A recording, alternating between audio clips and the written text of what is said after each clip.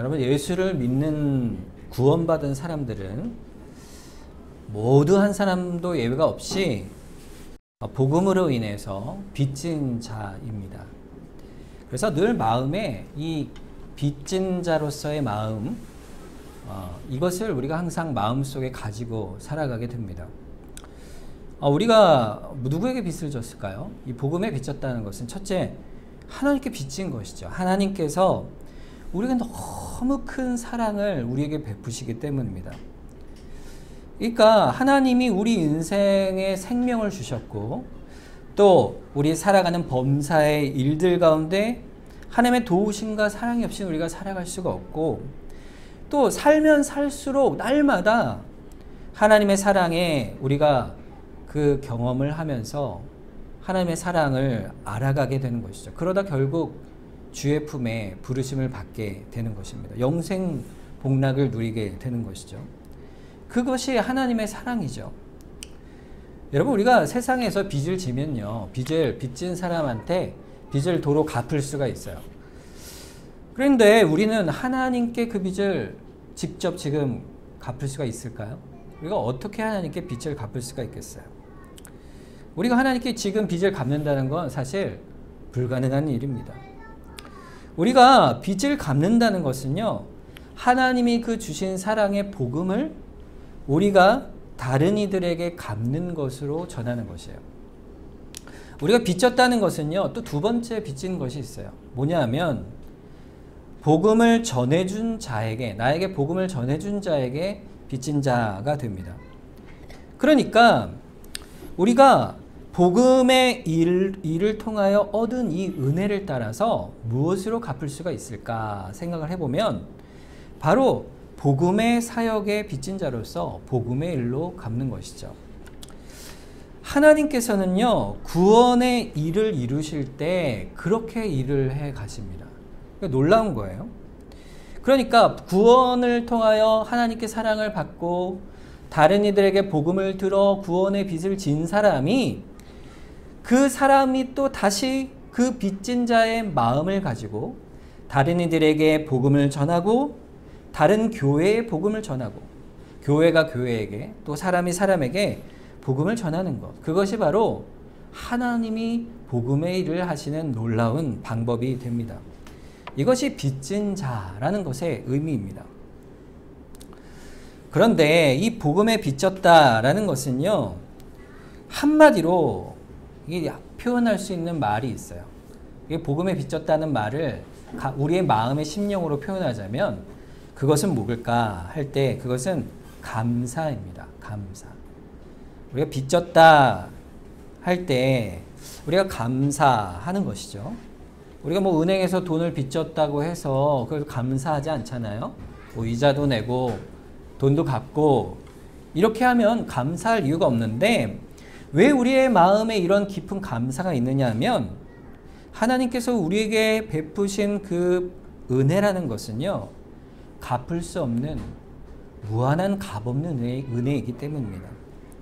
우리가 어떻게 하나님에게 이 받은 은혜에 감사하지 않을 수가 있을까? 그래서 우리가 하나님께 구원을 받고 생명을 얻고, 그리고 그 은혜 가운데 살아가는 그 감사가 있다면, 그 빚진 자의 마음이 있다면 우리는요, 감사하지 않을 수가 없는 것이죠. 그래서 우리가 살아가는 신앙의 모든 동기가 여기에서부터 시작이 되는 겁니다. 신앙생활을 하고, 우리가 교회에서 우리가 섬기는 모든 봉사와 헌신도, 혹은 내가 행하는 모든 사랑의 일들도 각자 받은 그 복음의 은혜 안에서, 하나님의 은혜 안에서, 또 내가 받은 그 은혜 안에서 감사로 설명할 수가 있게 되는 거예요. 그래서 한 걸음 더 나아가서 우리가 사명을 얻는다는 것은 이 빚진 자의 마음, 감사의 마음에서 시작되는 것입니다. 여러분, 제가 왜 목사가 됐을까요? 여러분, 왜 여러분은 신자가 되셨고, 또 이 자리에 나와서 예배를 드리고, 또 각자 맡은 봉사 일들을 하고, 또 어떤 분은 집사로, 어떤 분은 성도로, 또 어떤 분은 장로가 될 것이고, 어떤 분은 권사가 될 것이고, 어떤 분은 집사가 돼서 그 직분의 일들, 혹은 또 선교사로 해외 나가서 그런 일들을 하는 그 순종의 이유는 결국 딱 하나인 거예요. 뭐죠? 감사입니다. 감사. 감사해서 그런 거예요. 내가 받은 은혜가 감사하니 먼저 하나님께서 말할 수 없는 그 은혜를 부어주셨으니 모든 성도는 그래서 그리스도 안에 있는 자는 오직 그 그리스도 안에 얻은 그 구원에 감사하지 않을 수가 없는 것입니다. 나에게 베풀어 주신 구원의 은혜, 그 인생을 주께서 인도해 가시고 결국 주의 품에 우리를 품어 주시는 말할 수 없는 그 부활의 영생의 은혜, 그걸 받은 자는 그 은혜에 감사할 수밖에 없는 것이에요. 그 대표적인 사람이 누굴까요? 오늘 본문을 로마서를 기록한 사도 바울일 것입니다. 이 사도 바울은요, 원래 어떤 사람이었을까요? 나는 죄인 중에 괴수라 그랬어요. 사도 바울이 어떤 원래 사람이었습니까? 그리스도인들을 붙잡아 감옥에 가두고 그리고 그들을 죽이려 했던 대표적인 사람이었어요. 유대인 중에 지도자였어요. 그런데 그런 자를 유대인들 가운데서 이끌고 그리스도인을 잡으러 다메섹이라는 곳으로 가는 길에 주께서 그를, 부활하신 주께서 그를 빛으로 만나십니다. 네가 나를 어찌 박해하느냐. 그러면서 그를 회심을 시키고 구원하여 주십니다. 그때 바울이 한 얘기가 나는 죄인 중에 괴수요 나 같은 자도 하나님께서 불쌍히 여기셨으니 이 은혜를 내가 어찌 갚을꼬, 이렇게 말한 것이 사도 바울이에요. 그래서 그가 된 것이 뭡니까? 하나님께서 그를 세워 이방인들을 구원하는 사도로 세우셨어요. 근데 그가 가진 그 사명은 바로 이 빚진 자의 감사 때문이었습니다. 사도 바울이 그것을 22절과 23절에 분명히 보여줘요. 그러므로 또 내가 너희에게 가려던 것이 여러 번 막혔으니 이제는 이 지방에 일할 곳이 없고 또 여러 해 전부터 언제든지 서바나로 갈 때에 너희에게 가기를 바라고 있었다 그랬어요. 너희가 누굴까요? 이 로마 교회죠. 아직 사도 바울은 로마 교회에 가본 적이 없습니다. 다른 보급자들이 복음을 전해서 로마 교회가 세워졌죠. 근데 사도 바울이 전도하는 방식이 있었어요. 전략이 있어요. 그것은요, 가는 발길 따라 그냥 간 게 아니고 계획적으로 왔습니다. 사도 바울은. 어디로 주로 갔냐 하면 그 지역에서 가장 큰 대도시로 간 거예요. 가장 거점 도시요, 사람들의 유동이 많고 또 그곳에 사람들이 많이 있을수록 또 유대인이 있는 지역이죠. 그곳에 가서 유대인들에게 먼저 복음을 전하고 그 다음 이방인들에게 복음을 전하게 됩니다. 그렇게 복음을 전하고 교회가 없는 그리스도인을 모르는 자들이 있는 곳에 가서 복음을 전하고 또 계획을 따라 복음을 전한 곳에 또 가서 다시 말씀을 더 가리키고 이런 식으로 복음을 여러 차례 전하게 됩니다. 그러던 중에 사도 바울이 동쪽으로 복음을 전하러 가려고 계획을 세웠어요. 그래서 동쪽으로 가려고 계획을 세우고 밤에 잠이 들었는데 어느 날 꿈을 꾼 겁니다. 성령께서 꿈에 보여주시기를 저 바다 건너에 있는 마게도니아, 그러니까 그리스 북쪽 지역이죠. 지금 터키 지역에서 복음을 전하고 있는데 터키의 바다 건너에 있는 그리스 북쪽 지역에 있는 한 사람이 이리 오시오 하는 환상을 본 거예요. 꿈을 보는 거예요. 그 뜻을 따라 그곳을 떠나 배를 타고 그리스 북쪽으로 가게 됩니다. 그리고 거기에 있는 많은 교회들, 빌립보, 데살로니가 이런 지역을 지나서 남쪽으로 내려와 아가야 지방, 오늘 본문에 나오는 마게도니아와 아가야 지방에 내려가게 되는데 이 아가야 지방은요, 우리가 잘 아는 그리스, 아테네, 고린도 이런 지역들이에요. 남쪽으로 내려와 또 복음을 전하게 됩니다. 그러면서 마지막으로 더 가고 싶어 하는 곳이 어디냐면 계속 서쪽으로 가는 거예요. 복음을 이제 서쪽으로 전하겠다. 그래서 가고자 한 것이 23절에 있는 서바나입니다. 자, 서바나는 어딜까요?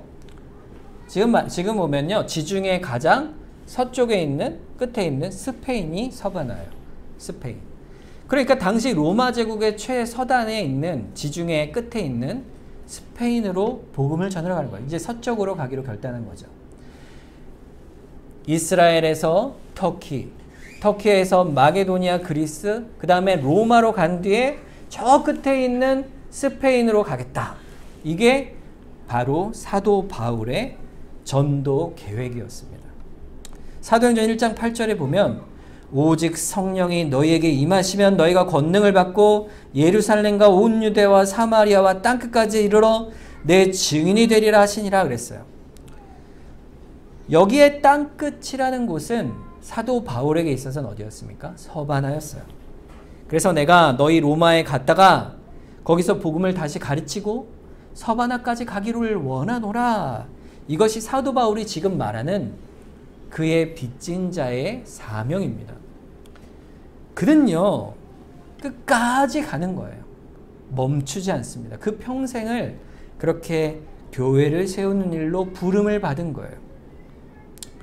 그런데 오늘 본문에 보면요, 상황이 조금 다른 상황이 벌어지게 됩니다.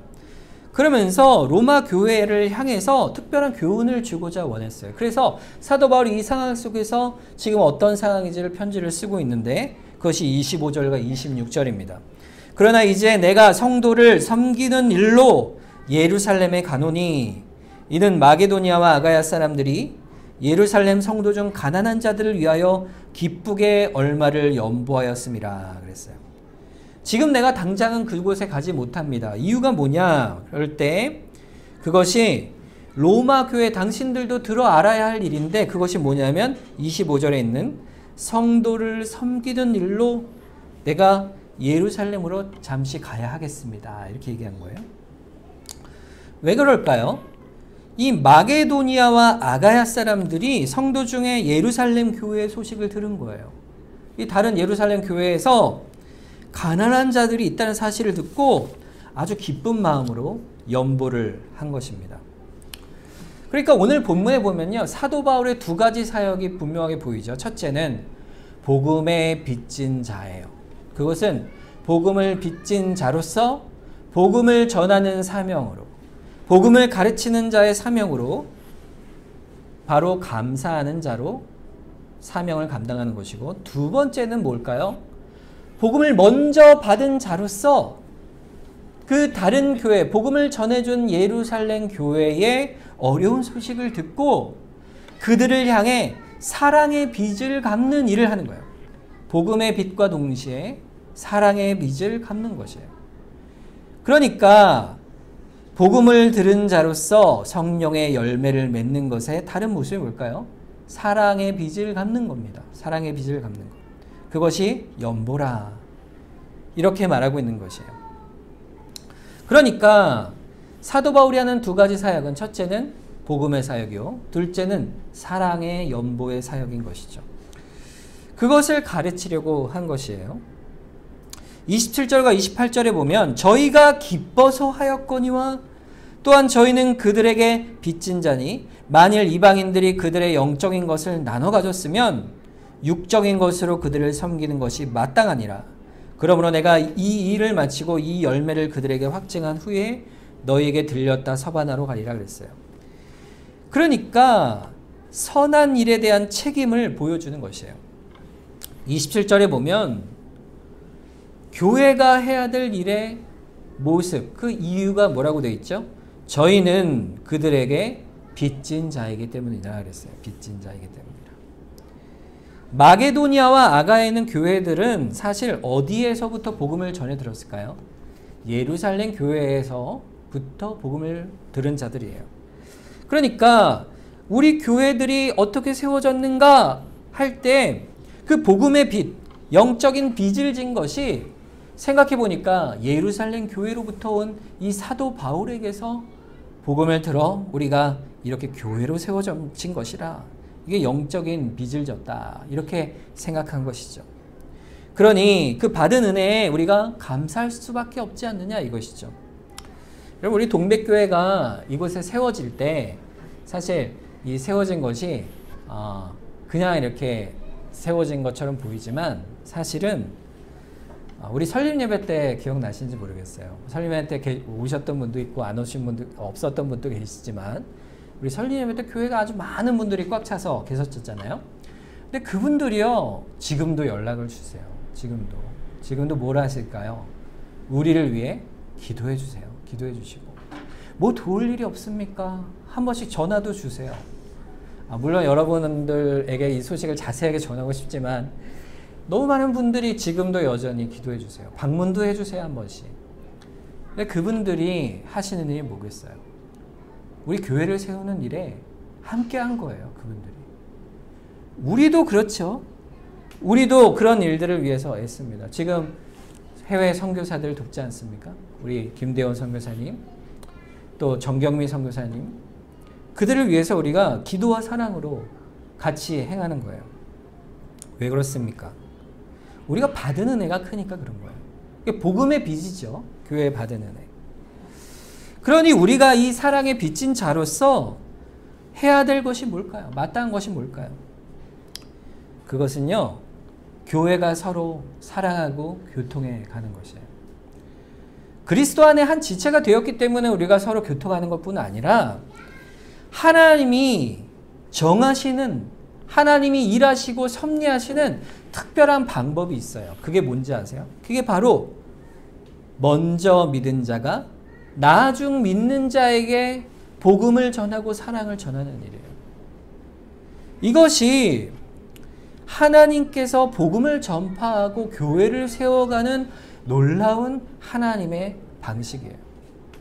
이 성도들이 그 양육과 가르침, 복음의 전파, 교회를 통하여 이루어지는 계속되는 교회의 세워짐과 성도들의 사랑의 전파, 성도들의 교통, 감사와 빚진 자의 마음을 통해 이루어 가시는 것입니다. 우리가 이 사랑의 빚을 받은 거예요. 사랑의 빚을 받은 거예요. 그래서 오늘 본문 26절에 보면요, 그 마게도니아와 아가야 성도들이 예루살렘 성도 중 가난한 자들을 위해서 뭘 했다고 되어 있어요? 기쁘게 뭘 했다고?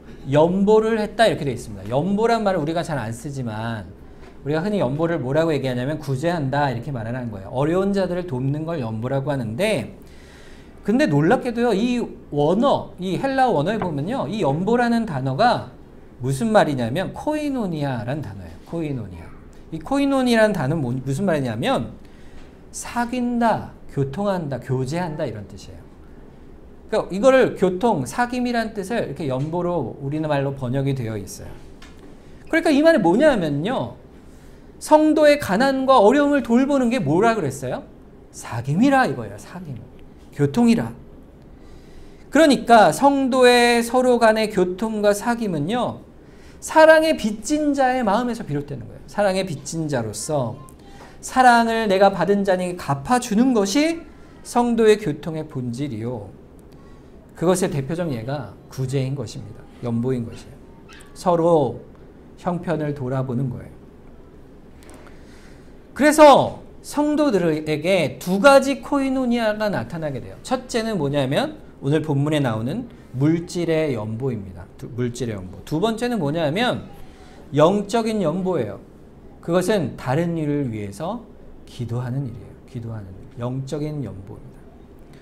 먼저 물질적 연보가 어떻게 이루어집니까? 이 물질적이든 기도든 간에 이 우리가 그 사랑의 빚을 갚아가는 것은요, 누구에게 드리는 거냐면 결국에는 하나님께 드리는 거예요. 하나님께 빚을 갚는 것이라고요. 뭐 우리가 어떻게 하나님께 빚을 갚을 수가 있겠어요?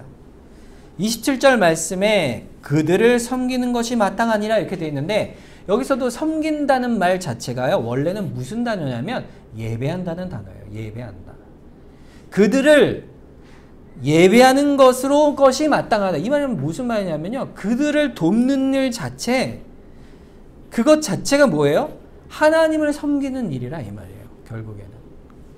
그러니 우리가 어떻게 하나님을 섬깁니까 할 때, 어떻게 하나님이 기뻐하시는 일을 행합니까 할 때는요, 빚진 자로서 다른 일을 섬기는 거예요. 빌립보서 4장 15절에서 20절 말씀에 보면, 빌립보 사람들아 너희도 알거니와 복음의 시초에 내가 마게도니아를 떠날 때에 주고받는 내 일에 참여한 교회가 너희 외에는 아무도 없었느니라. 데살로니가 교회에 있을 때에도 너희가 한 번뿐 아니라 두 번이나 나의 쓸 것을 보내었도다. 내가 선물을 구함이 아니요 오직 너희에게 유익하도록 풍성한 열매를 구함이라. 내게는 모든 것이 있고 또 풍부한지라. 에바브로디도 편에 너희에게 준 것을 받음으로 내가 풍족하니 이는 받으실 만한 향기로운 제물이요 하나님을 기쁘시게 한 것이라. 나의 하나님이 그리스도 예수 안에서 영광 가운데 그 풍성한 대로 너희 모든 쓸 것을 채우시리라. 하나님 곧 우리 아버지께 세세 무궁하도록 영광을 돌릴지어다. 아멘. 그랬어요. 이 말이 무슨 내용이냐 하면요, 사도 바울이 지금 데살로니가에 있는데 이 바울의 복음을 전할 땐 상당히 어려웠어요. 물질로도 어려웠고 스스로 돈을 벌어가면서 일도 했어요. 뭐 복음을 전하니 얼마나 힘이 들겠습니까, 홀로. 그때 이 소식을 들은 빌립보 교인들이요, 자신들의 헌금을 모아서 사도 바울에게 2번이나 쓸 것을 보내줍니다. 그때 사도 바울이 나를 이렇게 도우니 참 내가 뭐라 감사한지 모르겠어, 이렇게 얘기하지 않고요, 뭐라고 얘기하냐면요, 그걸 넘어서 18절에 뭐라고 되어 있냐면 이는 받으실 만한 향기로운 제물이요 하나님을 기쁘시게 하는 것이라 그랬어요. 그러니까 우리가 서로 교통 가운데 코이노니아가 되어 서로를 나누고 사귀고 빚진 자로서 섬기고 사랑하는 그 일을 누가 받으신다고요? 하나님이 기뻐 받으시는 거예요. 그게 하나님의 드리는 섬김, 예배인 거예요. 코이노니아예요. 코이노니아. 그래서 우리가 잘 알듯이 마태복음 25장의 양과 염소의 비유에 보면 예수님 뭐라 그러세요? 지극히 작은 자에게 한 것이 곧 누구에게 한 것이다? 나에게 한 것이라 그래요. 나에게 한 것이라. 그러니까 주님이 내가 행한 그 빚진 자로서 사랑으로 코이노니아한 그 일을 주님은 마치 자신이 받으신 것으로 여기시고 우리에게 큰 상을 베풀어 주시겠다 약속하시는 겁니다. 이 땅에 있을 때는 우리가 그것을 잘 모를 때가 있어요. 그렇지만 우리 마음속에 하나님이 주시는 복이 있습니다. 그게 뭘까요? 그것은 27절에도 저희가 기뻐하였다. 26절에도 기쁘게 연보하였다 그랬어요. 우리에게 주시는 것은요, 그 감사 속에 주시는 은혜가 있어요. 그게 뭘까요? 기쁨입니다. 기쁨. 하나님이 주시는 기쁨을 누리게 하세요. 여러분, 감사하면요, 그 다음에 따라오는 게 있어요. 반드시 기쁨이에요. 기쁨. 고린도후서 8장 1절과 2절을 보면요, 지금 이 연보를 하는 마게도니아 교회와 아가야 교회의 상태를 보면요, 참 이 일이 아이러니해요. 보세요. 8장 1절과 2절에 형제들아, 하나님께서 마게도니아 교회들에게 주신 은혜를 우리가 너에게 알리노니 환난의 많은 시련 가운데 그들의 넘치는 기쁨과 극심한 가난이 그들의 풍성한 연보를 넘치게 하였다. 이상한 말이죠. 그들이 극심한 많은 시련이 있고 극심한 가난이 있는데 그들에게 오히려 풍성한 연보를 넘치게 했대요. 그거 왜 그렇습니까? 그들에게 그 기쁨이 있기 때문인 거예요. 기쁨이 있기 때문에. 감사할 줄 알고 그 감사의 이유로 인하여 넘치는 기쁨으로 다른 이들을 가난한 중에도 섬긴 거예요. 이것이 그리스도 은혜를 받은 자, 생명을 얻은 자, 구원 얻은 자, 그 안에서 내가 다른 것으로 갚을 길이 없습니다. 감사와 섬김의 기쁨으로 주께 나아갑니다 하는 자들의 모습인 것이죠. 여러분, 사실 우리가 드리는 것도요, 똑같은 의미예요. 똑같은 거예요. 여러분이 드리는 모든 것도요, 사실은 마찬가지인 거예요. 여러분이 주일마다 드리는 모든 헌금, 또 봉사, 또 여러분이 하는 모든 주 앞에 드리는 모든 그 선한 일들은요, 여러분이 그 월급을 받아가지고 돈이 남아서 여러분 헌금하시는 거예요? 아니죠. 그냥 돈을 막 썼는데 다 쓰고 보니까 뭐 얼마 남으니까 이렇게 이거 드리면 되겠다. 이렇게 드리는 분은 단 한 분도 없을 거예요. 살다 보면 부족할 때가 더 많잖아요. 그런데도 그 가운데 하나님께 먼저 감사하고 내가 하나님께 드리겠다는 그 감사의 표현을 떼어 드리고 또 먼저 시간을 드리고 우리가 가진 것들을 기쁨으로 내어 드리는 이유는 감사가 있고 그 가운데 드림을 통해 하나님이 주시는 큰 은혜와 기쁨이 있기 때문인 것입니다. 그래서 28절에 이 감사의 열매가 나타나는 거예요. 그러므로 내가 이 일을 마치고 이 열매를 그들에게 확증한 후에 너희에게 들렸다가 서반하러 가리라. 열매를 그들에게 확증하겠다. 이 말은 좀 이상한 말이에요, 사실. 왜냐하면 여기서 말하는 열매는 뭐예요? 이방인 교회, 아가야와 마게도니아 교회가 구원을 얻어 그리스도 안에서 우상과 호색과 방탕한 생활을 다 버리고 그리스도의 백성이 된 그 일을, 하나님의 자녀가 됐다는 이 일을, 기쁜 소식을 전하는 것이 열매죠. 그뿐 아니라 그 연보를 가지고 그들이 이렇게 당신들의 가난한 소식을 듣고 가져왔습니다. 이 말을 들을 때에 유대인 교인들이 그것을 보고 함께 기뻐하게 되는 거예요. 여러분, 사실 당시 유대인 교회의 교인들은요, 이방인들에게 거부감이 있었어요. 어떤 거부감이었을까요? 그것은 저들은 율법도 모르고 할례를 하지도 않고 그렇게 하나님에 대한 바른 그 율법을 지키지 않았던 자들이 어찌 구원을 얻겠느냐 하면서 이방인들을 계속 거부하였던 자들이 있었던 것이죠.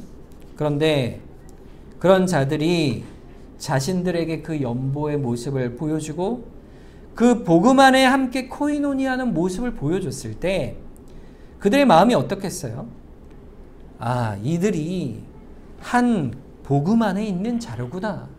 이것을 그 열매를 확증하도록 사도 바울이 그렇게 그곳에 가게 된 것입니다. 그러니까 결국 복음의 역사, 이 빚진 자와 섬김의 모습은요, 또 다른 결과를 가져와요. 기쁨과 교회의 하나됨입니다. 에베소서 2장 13절과 14절에 보면 이제는 전에 멀리 있던 너희가, 이 너희가 누구예요? 이방인이죠. 이방인들이 그리스도 예수 안에서 그리스도의 피로 가까워졌느니라. 그는 우리의 화평이신지라.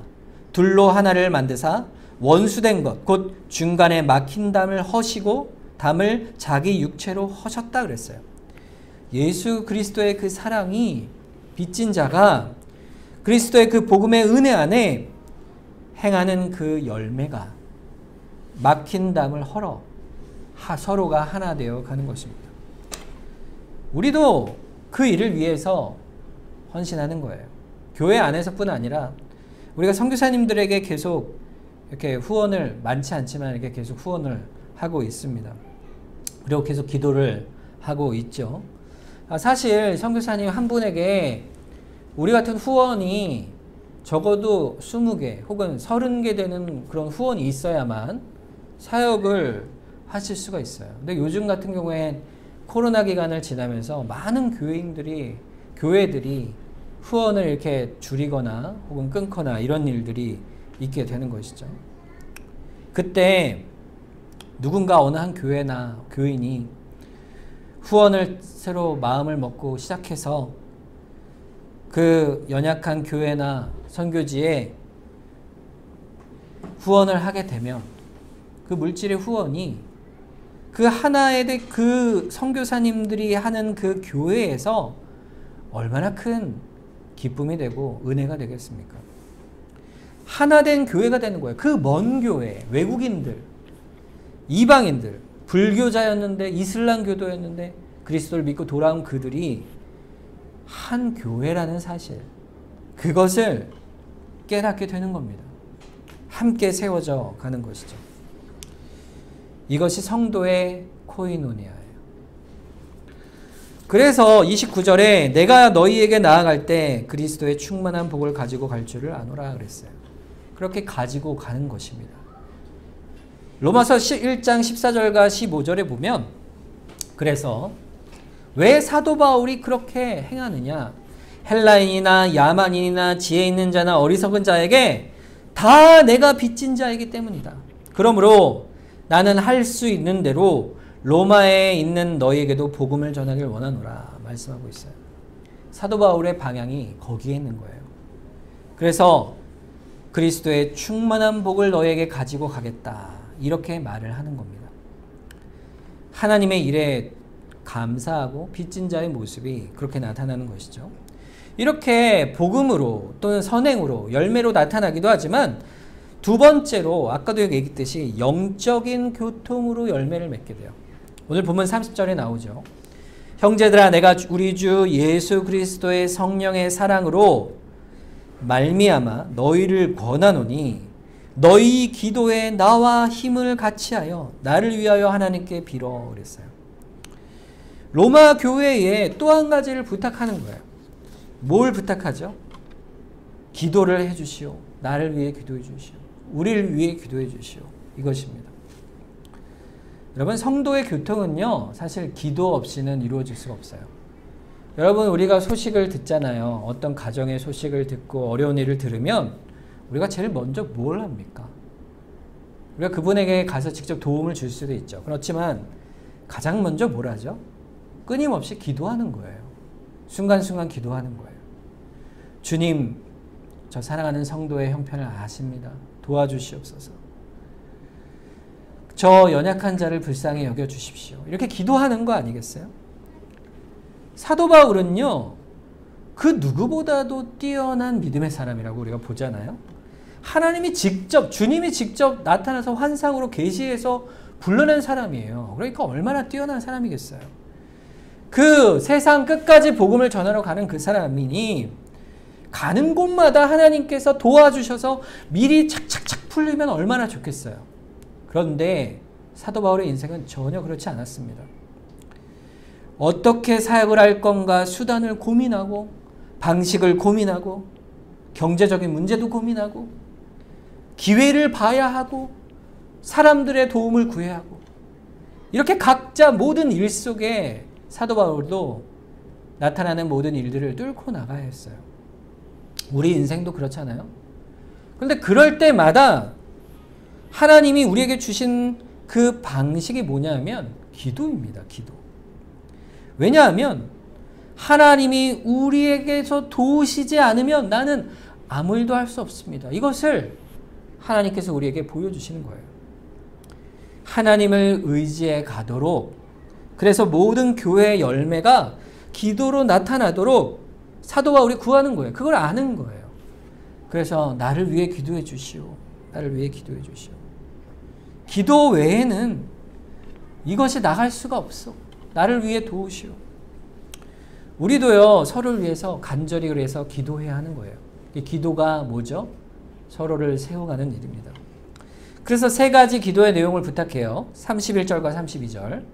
나로 유대에서 순종하지 아니하는 자들로부터 건짐을 받게 하고 또 예루살렘에 대하여 내가 섬기는 일을 성도들이 받을 만하게 하고 나로 하나님의 뜻을 따라 기쁨으로 너희에게 나아가 너희와 함께 편히 쉬게 하라 그랬어요. 기도의 첫째 제목은요. 나로 유대인에게 순종하지 아니하는 자들로부터 건짐을 받게 하라 그랬어요. 이 말은 뭐냐면 유대인들 중에서 사도와 그리스도를 박해하는 자들이죠. 그리스도인들을 박해하는 자들인데 사도행전에 보면 내가 사도 바울을 죽기 전에는 내가 금식하겠다. 죽기까지 그를 살려두어서는 안 된다 했던 자들도 있었어요. 그런 자들이 언제나 사도 바울의 목숨을 노리고 있었습니다. 그러니 그들로부터 날 보호하기를 위해 기도해 주시오. 보호하시길 위해 기도해 주시오 했던 것이에요. 두 번째 기도는요. 예루살렘에 가서 내가 이 섬기는 일들을 행할 때 그들이 받도록 기도해 주시오 이거예요. 아까도 얘기했지만 유대인들이 이방인들을 보는 시선이 있었어요. 그것을 그들이 코이노니아 되어 서로 사귀고 교통할 수 있게 기도해 주시오. 이렇게 말한 것이에요. 마지막 세 번째 기도는 사도 바울을 위한 기도를 해달라는 거예요. 나를 위해 기도해 주시오. 내가 하나님의 뜻을 따라 기쁨으로 당신들에게 갔다가 또 쉼을 얻고 다시 서반하러 갈 수 있도록 나를 위해 기도해 주시오. 나의 평안과 사역을 위해 기도해 주시오. 이렇게 기도의 부탁을 한 것입니다. 그래서 본문 24절에 이는 지나가는 길에 너희를 보고 먼저 너희와 사귐으로 얼마간 기쁨을 가진 후에 너희가 그리로 보내주기를 바랍니다. 이게 당신들에게 바라는 것이요. 이렇게 말한 것이죠.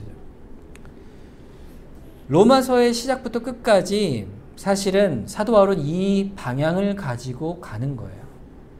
그래서 본문 33절에 평강의 하나님께서 너희 모든 사람과 함께 계실지어다.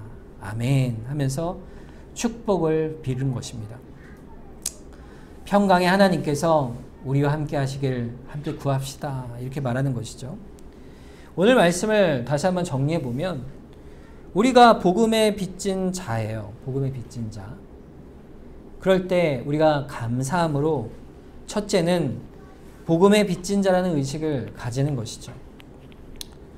두 번째는 이 빚진 자로서 우리가 서로 섬겨가야 하는 거예요.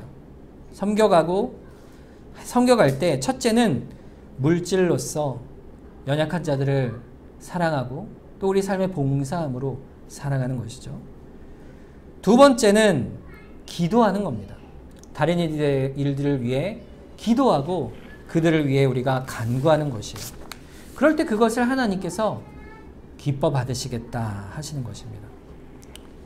우리가 한 해 동안을 이제 마지막으로 돌아보는 마지막 날인데, 마지막 주일인데, 우리가 새해를 맞이하면서 어떤 다짐을 해야 될까? 우리가 오늘 말씀을 통해서 한번 다시 생각하면 좋겠습니다. 우리가 복음에 빚진 자로다. 우리가 받은 은혜를 어떻게 하나님의 뜻 가운데 살아갈까? 우리가 복음에 빚진 자로서 서로를 사랑하고 서로 기도하고 또 그 가운데 서로를 세워가는 복음의 일들을 이루어가는 우리가 되길 원합니다. 이렇게 고백하는 그러한 새해가 되었으면 좋겠습니다. 오늘 말씀을 우리가 기억하면서 우리 합심해서 한번 기도하길 원합니다. 하나님, 우리가 주님의 은혜를 기억하는 자 되게 하여 주시고 그 은혜 가운데 감사하는 자 되게 하여 주시옵소서. 그리하여 주님께 우리가 살아가는 인생 속에 주께서 원하시는 기쁨, 섬기는 자의 인생, 또 코이노니아 인생을 살아가는 우리 모두가 되게 하여 주시옵소서. 우리 합심해서 한번 기도하도록 하겠습니다.